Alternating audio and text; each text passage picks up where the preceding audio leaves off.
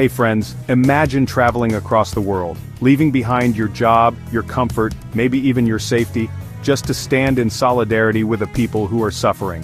Now imagine reaching the edge of that mission, and being blocked by the very gatekeepers you thought would support the cause. This just happened. A British nurse on the verge of tears begged Egyptian authorities to allow her and hundreds of others to proceed toward Gaza. But Egypt didn't just say no. They detained, deported, and in some cases disappeared pro-Palestinian activists.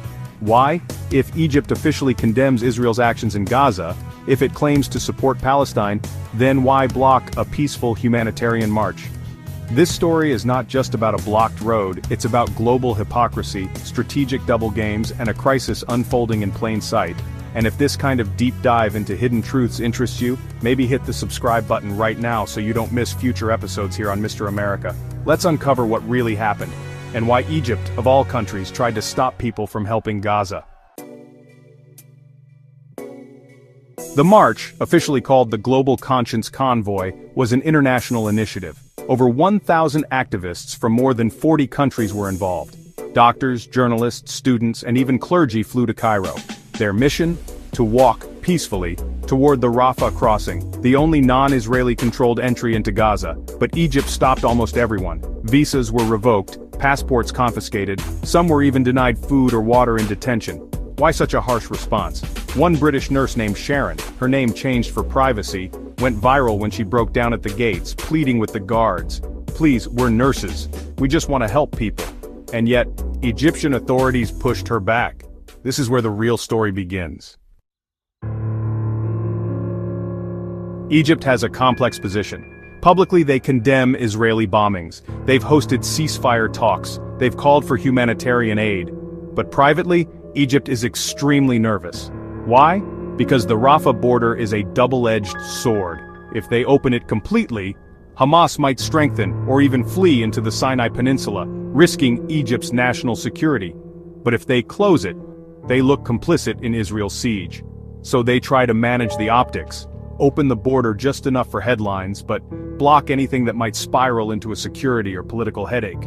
And a mass international march with hundreds of vocal pro-Palestine foreigners waving flags, chanting slogans, that's a nightmare for them.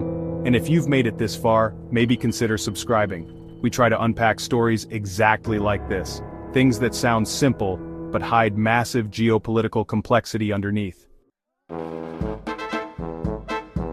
Here's the twist. Most of these activists came from the West. The same West that, constantly preaches free speech, democracy, and human rights. Yet when these people exercised that freedom to support Palestine, they were punished not by Israel, but by a US-backed ally like Egypt. Egypt, by the way, receives over $1.3 billion in US military aid every year. You see the contradiction? And here's another layer.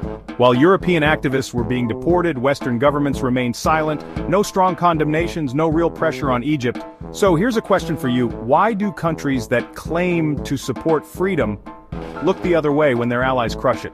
Let me know your thoughts in the comments. Do you think this silence is strategic or just cowardice? The real reason Egypt fears open pro-Palestinian activism goes deeper than just Israel. It's internal politics. Egypt's government, under Abdel Fattah el-Sisi, is deeply hostile to the Muslim Brotherhood, the ideological cousins of Hamas. Allowing any mass Gaza-related activism within Egypt risks energizing domestic Islamist movements, protests, or even uprisings. Remember, Sisi came to power after ousting Mohamed Morsi, Egypt's first democratically elected leader, who was a Brotherhood member. So for him, any Palestine solidarity movement is not just about Gaza. It's about keeping his own regime stable. That's why Egyptian police detained over 70 activists, many without charges. Some were just held for security verification, but let's be clear, security was just the excuse. The real fear? That public sympathy for Gaza could turn into public dissent in Egypt. So where does this leave us? A humanitarian crisis in Gaza, a march stopped before it began, and the world watching through a fog of selective outrage. In the middle of it all, people like Sharon, the British nurse, ordinary people with extraordinary courage, they didn't ask for fame, they didn't chant politics, they just wanted to help. And they were turned away by governments too afraid of optics, power, and narrative control. Here on Mr. America we dive deep into stories like these, stories that the mainstream media often glosses over or simplifies. If this moved you in any way, please drop a comment. What would you have done in Sharon's place? Do you think Egypt was justified, or was this a betrayal? And of course, don't forget to subscribe if you want more calm, honest and thought-provoking breakdowns like this one, because behind every viral clip, there's always a bigger truth. See you in the next one.